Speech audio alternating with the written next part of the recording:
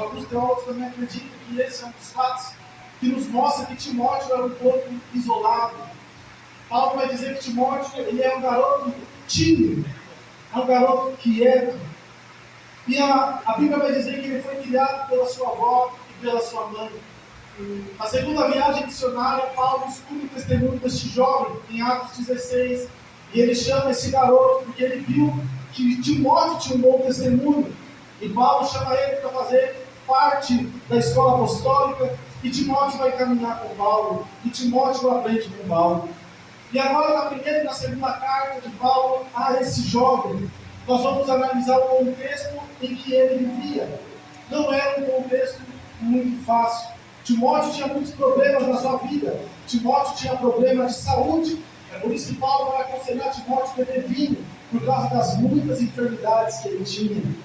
Timóteo vivia na época de um imperador chamado Nero, um homem cruel, um homem terrível. A história diz que Nero responsabilizou a igreja pelo grande incêndio que teve em Roma no ano 63 depois de Cristo. Nero responsabilizou os cristãos pela queimada de Roma. Então houve uma perseguição muito grande pela igreja e com a igreja de Cristo. Eles perseguiam os cristãos, jogaram os cristãos no Coliseu, jogaram os cristãos dentro de tachos de óleo fervendo, decapitavam os cristãos. E Nero era tão cruel que ele tinha um jardim e ele usava os cristãos para queimar a noite inteira, para iluminar o seu jardim. Nós vemos um homem cruel, nós vemos este imperador que mandou matar Pedro, que mandou prender João, perseguindo a igreja de todos os cantos. Ele era incansável, e a igreja também passando por dificuldade. E Timóteo ele foi levantado por Deus para ser um pastor e um homem de Deus em meio a esta geração de perseguição. Paulo estava preso, e a segunda carta de Timóteo, nós vemos um tom de despedida na voz de Paulo, ou na escrita de Paulo. Nós vemos Paulo passando o bastão para Timóteo, dizendo: Timóteo, eu combati o bom combate, eu guardei a fé, eu terminei a carreira. E ele vai incentivando Timóteo, dizendo: Timóteo, não despreza o dom de Deus que há em ti. Timóteo, foge dos desejos da tua mocidade. Timóteo, guarda consigo o bom depósito do Espírito Santo. Paulo está dizendo: olha, você tem tudo para desistir, você tem tudo para parar, Timóteo, mas guarda aquilo que Deus colocou dentro de você, porque existe uma chama dentro de você, Timóteo. Existe algo dentro de você que não veio de você, meu filho, que não veio do seu pai, não veio da sua mãe, mas veio lá do alto. Essa força que te sustenta, essa força que faz você caminhar, Timóteo. Não para, meu filho, fortifica-te na graça em que há em Cristo Jesus. Paulo está preso numa masmorra. Ele sabia que ia ser morto e foi morto.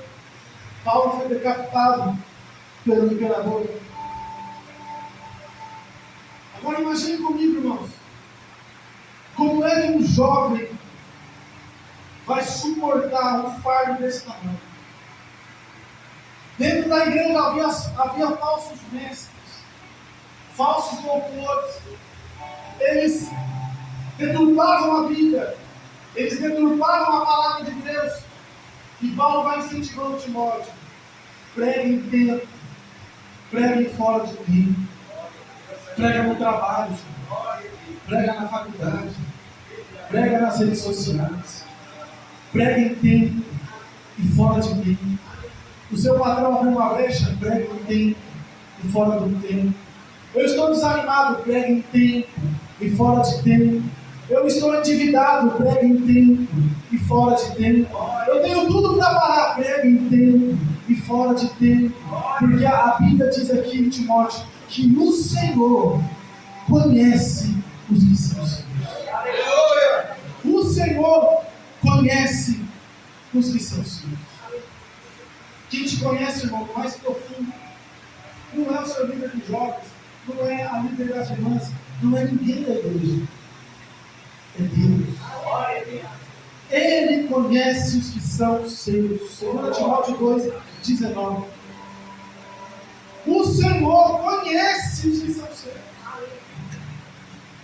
O salmista vai dizer: o Senhor me sonda e me conhece, Ele me vê no avesso quando eu sei quem eu quando eu levanto, quando eu caminho, quando eu acordo, quando eu penso, antes que meus ossos fossem formados, o Senhor já me conhecia.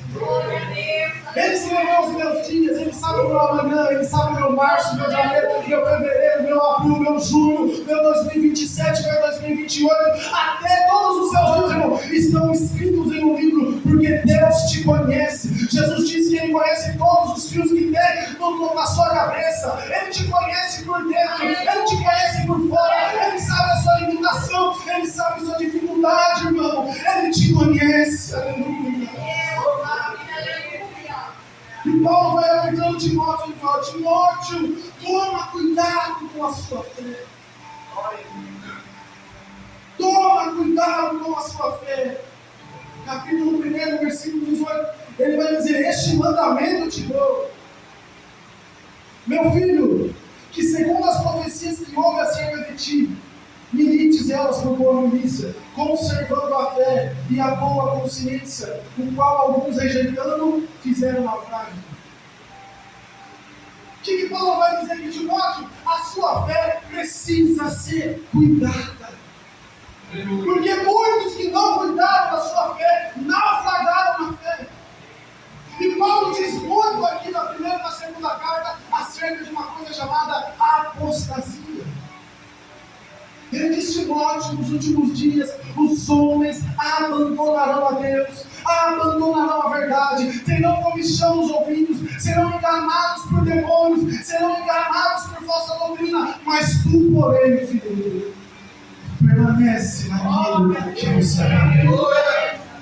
Eles vão fazer, mas tu, porém, Timóteo, permanece naquilo que eu te ensinei. Eles vão se afastar, eles vão desanimar, eles vão deturpar a palavra, mas você permanece naquilo que eu te ensinei. Você permanece naquilo que você aprendeu com a sua avó, naquilo que você aprendeu com a sua mãe, naquilo que você aprendeu com o seu pai. Permaneça naquilo que você aprendeu. Aleluia. Conserva a tua fé, conserva a boa consciência, porque a nossa fé é como se fosse um barco, irmãos. Se ela tiver um furinho aqui, começa a entrar água, você não dá valor, e quando você vê, a sua fé já não foi. Glória a Deus. Cuida da tua fé. Que nível, Iago? Nível da sua fé. Tem que ser assim. Todo mundo da igreja vai virar para você um dia. Não importa. Misericórdia que você aconteça. Mas o seu nível de fé tem que ser como? Ainda que todos que você conheça se afastem da fé, troquem de religião, virem ateus, digam para você: a sua fé é fajuta. Ainda que todos dessa igreja virassem e falassem isso para você, você vai dizer: mas eu permaneço naquilo que eu amo. Glória a Deus. É você dizer: não importa a circunstância, não importa o que aconteça, se quem caminhou comigo até agora se desviou, eu vou permanecer naquilo que eu aprendi. A sua fé, irmãos, ela também é racional. A sua fé não é só um adesivo que você coloca na porta do seu carro. A fé não é só uma estampa de camiseta. Fé é um estilo de vida. O justo viverá pela fé. E se ele recuar, eu não tenho prazer. Timóteo, foge dos desejos. Não encara eles. Foge. O desejo vem pelo olhar, irmãos. Salomão vai dizer em Eclesiastes: tudo que os meus olhos cobiçaram, eu dei para eles. Tudo que os meus olhos cobiçaram, eu dei para eles. E Jesus disse que se os seus olhos forem o quê? Bons, todo o seu corpo terá luz. Houve um homem na Bíblia que ele foi influenciado pelo seu olhar. Esse homem se chama Ló. Ló andava com Abraão, e os dois se prosperaram muito. E os pastores de ambos brigaram muito. E Abraão falou para Ló: escolhe um lugar. E se você for para frente, eu vou para trás. Se você for para a direita, eu vou para a esquerda. E a Bíblia diz que Ló levantou os olhos E ele observou toda aquela planície. E Ló observou um lugar que ele achou muito lindo. E a Bíblia diz que ele pensava que era o jardim de Deus. Ló escolhe esse lugar que tinha aparência de jardim de Deus e vai até lá. E esse lugar se chama Sodoma e Gomorra. Ló, pela cobiça dos olhos, ele vai para um lugar pensando em prosperar mais. E Abraão vai para o deserto. Mas quando a promessa de Deus está sobre a sua vida, você vai prosperar independente do lugar que você esteja. Você pode estar tanto nos jardins de Deus como no deserto, meu irmão. Porque a promessa de Deus não está no lugar que você está, ela está dentro de você. Glória a Deus. Essa promessa vai te acompanhar. E Abraão não sabia disso. Por isso que ele descansou. Ele sabia que Deus era com ele. Mas Ló foi multiplicado pelos seus olhares. Ele foi para uma cidade que você sabe. Ezequiel vai falar do pecado da cidade.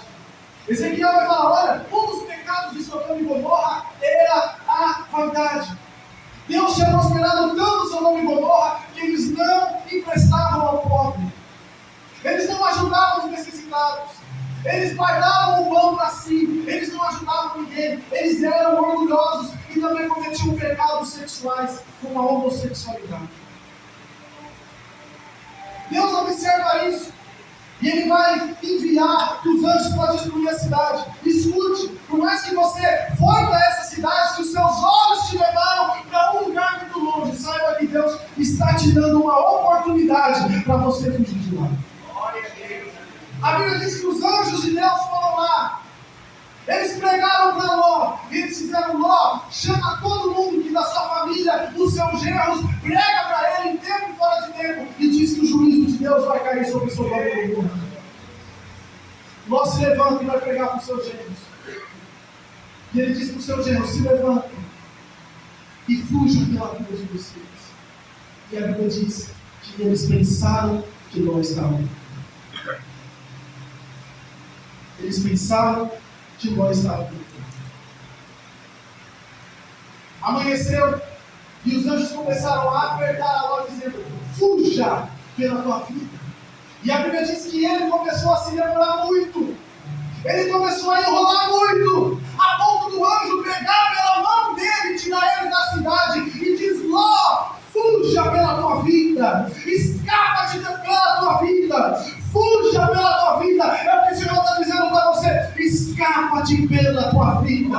Os seus olhos te levaram para um lugar muito longe, mas Ele está te dizendo, escapa-te pela tua vida. E as mãos do Senhor, nem que vai pegar você pelo braço aqui essa noite, mas Ele vai tirar você deste lugar. Glória a Deus.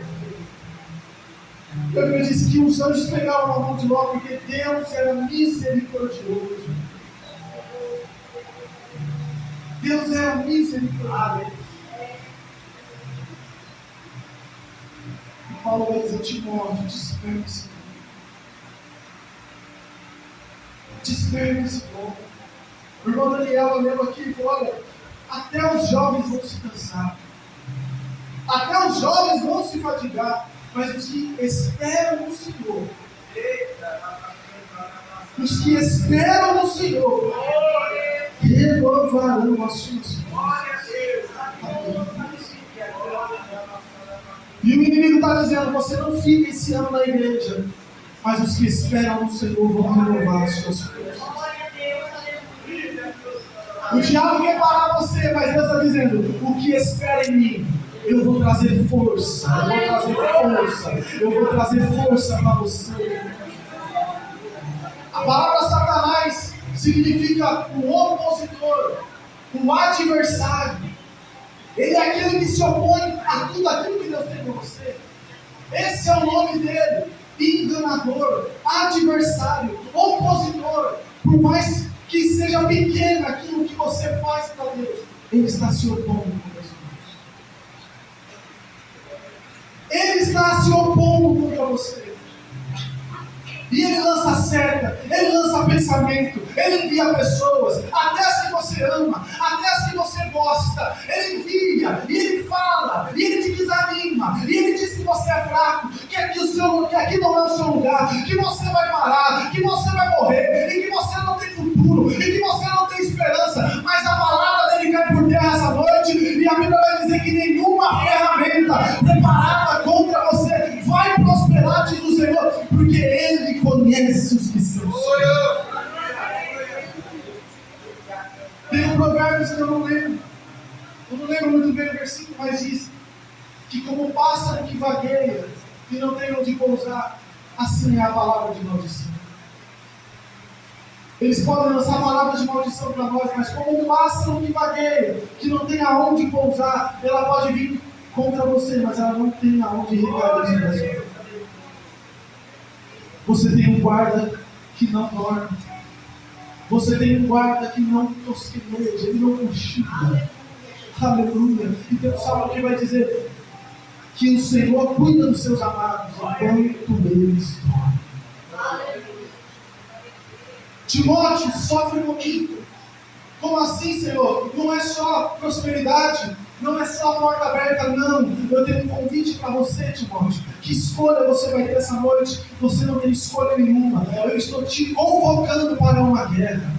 Eu estou te convocando, Timóteo, para uma batalha. Eu estou te chamando para o sofrimento. Mas que é isso, Iago? Não se prega mais isso, mas é o que a Bíblia manda pregar. E Deus está te dizendo, sofre comigo as aflições como um bom soldado de Jesus Cristo. Timóteo, Ele vai tentar contra você. Ele vai te ferir muitas vezes, mas suporte o processo e sofra comigo como um bom soldado de Jesus Cristo. Aleluia. Sofre comigo, Timóteo, porque é o Espírito que está dentro de você. Não é um espírito de medo. Não é um espírito de covardia. Não é um espírito que tem medo. É um espírito de ousadia.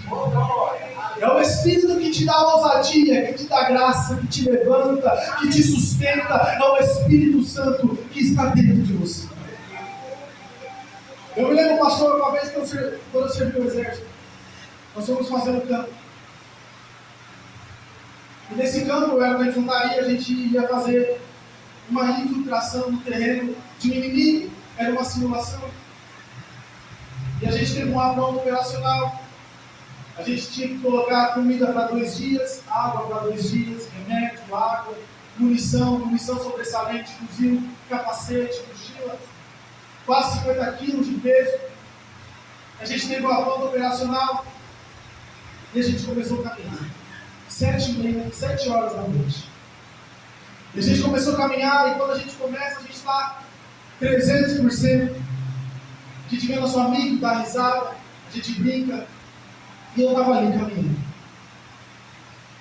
Deu 8 horas, 9 horas, 10 horas, 11 horas da noite. Eu já estava ficando um pouco cansado. A gente estava subindo muito morro, foi ali em Natividade da Serra, perto de Aparecida do Norte, era um lugar muito montanhoso. A gente subia, era só subida praticamente. E eu tive uma motivação no meu coração, porque eu falei para o tenente, quando que vai acabar isso aqui? Ele falou, e agora lá em cima do monte, está vendo aquela antena? Quando a gente chegar naquela antena, a gente vai parar, a marcha vai acabar. E a gente estava numa plantação de arroz, e eu olhei para a antena e eu falei, como que deve ser a vista lá de cima? Deve ser a coisa mais linda do mundo, eu amo natureza, eu amo paisagem. E eu me motivei com aquilo.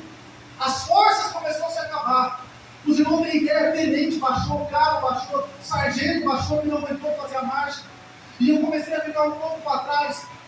E o sargento sempre fazia a contagem do contingente. Ele era responsável por 8 soldados. Então a cada 20 minutos ele começava a fazer a contagem.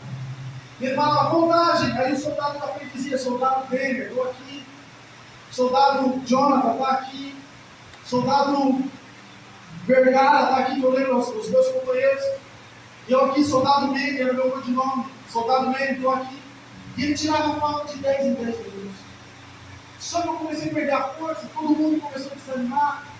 E a gente chegou lá naquela antena. E quando a gente chegou lá, o tenente falou assim, ainda falta um pouco mais. Eu falei, meu Deus, você mentiu para mim? Você mentiu para mim? Aí ele falou, não, vamos embora. E a gente começou a ir.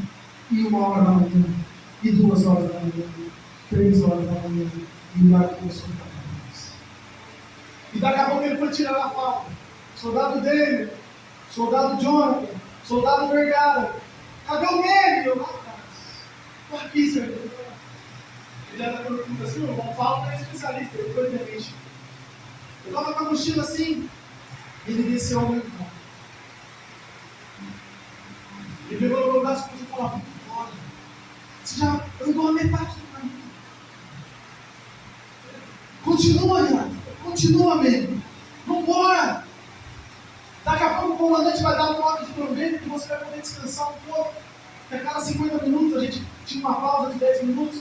O comandante tocou a trombeta, a gente sentou. Tirei a mochila e ele veio e deu um pouco de sal grosso para cada um. A gente colocou debaixo da língua. A gente tomou um pouco de água e as minhas forças se revigoraram. E Deus falou comigo aquela noite. Ele falou, Iago, é assim a caminhada, Deus. Glória a Deus. A gente caminha, às vezes, com o fardo pesado. Eu sei que o fardo de Jesus é leve, irmão, mas ainda assim, às vezes é pesado. E você caminha, começa 200 por hora, e você não vê a hora de vir para a igreja, e você não vê a hora de louvar, e você quer pregar, e você quer reger, e você quer cantar, mas o tempo passa, os escândalos aparecem, e a sua fé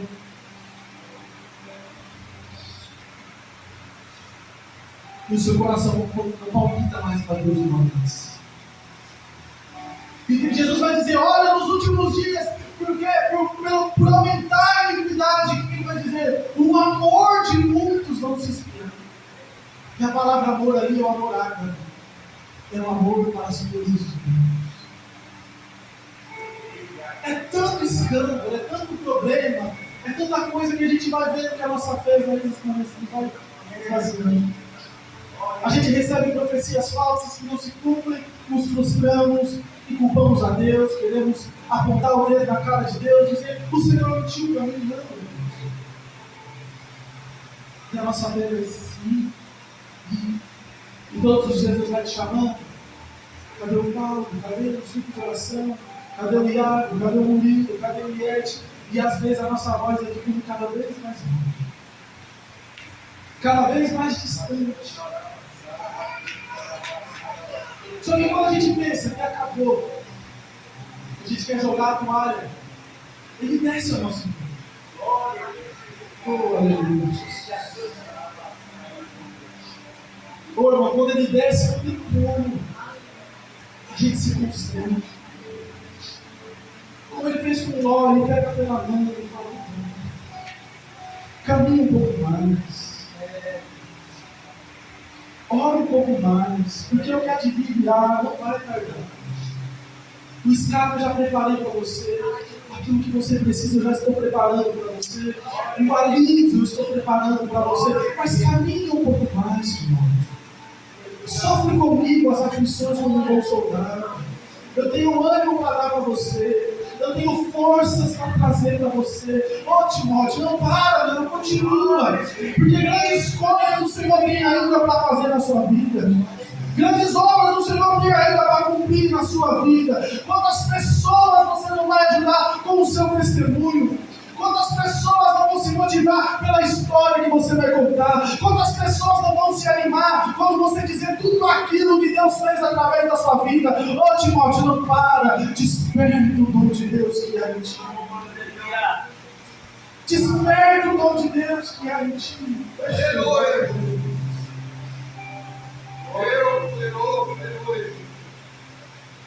Desperta. A palavra desperta é acender. Taca fogo nesse talento que Deus te deu. Nós precisamos. Jesus falou, olha, a seara é grande, mas falta trabalhador. Mas eu não sei falar, eu não sei cantar. Irmão, faz o que Ele te chamou para fazer. Faz o que Ele te chamou para fazer. Mas em nome de Jesus, faça alguma coisa. Deus. Desperta esse dom. Ele vai dizer, olha, nos últimos dias muitos vão se apostatar da fé. São muitos, não são todos. Você não precisa fazer parte disso. Você não precisa entrar dentro da estatística. Você não é só mais um, Deus te conhece. Glória a Deus. Deus conhece as estrelas, bilhões de estrelas. E a Bíblia diz que Ele conhece cada uma pelo nome. Você acha que Ele não te conhece? Você acha que Ele não te conhece?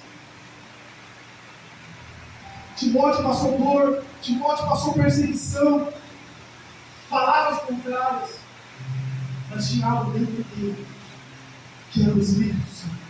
Glória a Deus. E esse Espírito está dentro de você. Esse Espírito, quando você quer desanimar, que você quer fugir, ele te traz. Não há mérito nenhum em nós. Não há mérito nenhum em você. Todos aqui já não queriam parar, e quando foi ver, já estava na igreja com mais força ainda. Não foi você, foi o Espírito Santo. Glória a Deus. É Ele que vai ao seu encontro, é Ele que te pega pelas mãos, é Ele que te fortalece, é Ele que te sustenta, é o teu companheiro, é o teu amigo, é o consolador. Igual eu falei aquela vez, os deuses do mundo não acompanham eles. Os deuses do Babilônio não acompanham eles. Porque eles falaram para Nabucodonosor, o seu sonho é muito difícil, só os deuses podem interpretar, e os deuses não habitam entre os homens. Isso eram os deuses deles. Mas e o seu Deus? Ele habita no meio dos homens. O nome dele é Emanuel, Deus conosco. Ele é Deus conosco. Ele pode estar dormindo no barco, mas ele é Deus conosco. Você pode estar no meio da tempestade e você não vê ele nem dormindo no barco. E quando você pensa que as suas forças vão acabar, você vê ele diante de você, por cima das águas, dizendo: não temas, filho meu, porque sou eu, venho aquieta-te. Aquieta-te, aleluia. E a oração daqueles que estavam desanimados, vindo a oração agora: quem é este que até o vento do mar obedece? Quem é este? Ele é o Deus de Emanuel. Ele é o Deus conosco. Quem é este? Este é a raiz de Davi, a brilhante estrela da manhã. Quem é este? Este é o bom pastor, aquele que dá a vida pelos seus ovelhas. Quem é este? Este é aquele que caminha com você no vale da sombra da morte. Quem é este? Este é aquele que levou sobre ele todas as nossas enfermidades e todas as nossas dores. Quem é este? Este é aquele que a Bíblia diz que intercede por nós à direita de Deus. Quem é este? Este é aquele que entregou a sua vida na cruz do Calvário para te dar vida e vida com abundância. Quem é este? Este é aquele que diz para você: eu estou com você todos os dias até a consumação dos séculos. Este é aquele que a Bíblia diz que para ele todas as coisas são possíveis e para ele nada é impossível. Quem é este? É aquele que Paulo vai dizer em Colossenses capítulo de número 2 que tudo foi feito por ele, que ele é a pessoa, ele tem os atributos de Deus corporalmente, e sem ele nada do que foi feito se fez. Ele é o seu Deus, ele é o seu pastor, ele é o que te sustenta, ele é o que te guia, ele é o que abre a porta, ele é o que te cura, ele é o que te levanta, ele é o seu Deus, aleluia. E ele te deu um espírito. Ele te deu um espírito, não é qualquer coisa não. Não é um espírito que come farofa e pinga na esquina, não, irmão. Ele não te deu um Deus que come farofa, pinga. Ele não te deu um Deus fraco. Ele não te deu um Deus que desce com os outros como um cavalo. Ele não te deu um espírito que precisa que você for um charuto ou suje a sua boca de sangue de animal para que ele possa operar na sua vida. Ele é maior. Ele humilhou todos os deuses do Egito. Ele humilhou todos os deuses da Babilônia. Ele humilha todos os deuses da macumba, da feitiçaria. Ele é maior. Ele é todo poderoso. Aleluia. Ele é maior. O sono de Moisés disse para ele: então você serve o Deus dos deuses. Aleluia. Ele é o Deus dos deuses. Ele é o seu Deus. Ele não é comedor de farofa. Ele está no alto e sublime. trono. Ele está em um alto e sublime trono. Oh, aleluia. O mundo é como uma gota de um balde perante ele. Nada se compara à beleza desse Deus que você serve. É Ele que está dizendo para você: eu estou com você. Meu irmão, não é o político, não é o Neymar, irmão. É Deus que está te dizendo: eu estou com você. Eu estou com você. Todos os dias. Feche seus olhos, coloque de pé.